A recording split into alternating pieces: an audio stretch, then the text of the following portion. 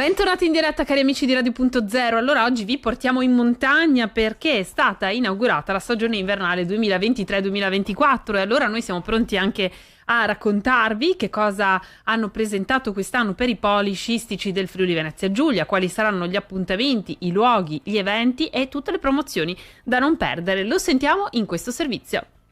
Bene, oggi andiamo a presentare la stagione invernale 23-24, una stagione ricca di novità, in primis l'anticipo dell'apertura della stessa per quanto riguarda la parte alta dell'impianto di Sella Nevea, il mantenimento di politiche di prezzi assolutamente vantaggiose, su tutto l'arco alpino siamo i più vantaggiosi, meno 18 euro rispetto ai meno cari, e poi gli investimenti che stiamo continuando a fare un po' in tutti i poli per rendere gli stessi sempre più moderni, efficienti e attraenti. I numeri dello scorso anno testimoniano che la nostra regione per il turismo invernale è una meta sempre più ambita. Vogliamo potenziare ovviamente questo percorso, farlo crescere di anno in anno, e per questo abbiamo fatto queste scelte che reputo estremamente importanti, che non finiscono ovviamente quest'anno, perché abbiamo già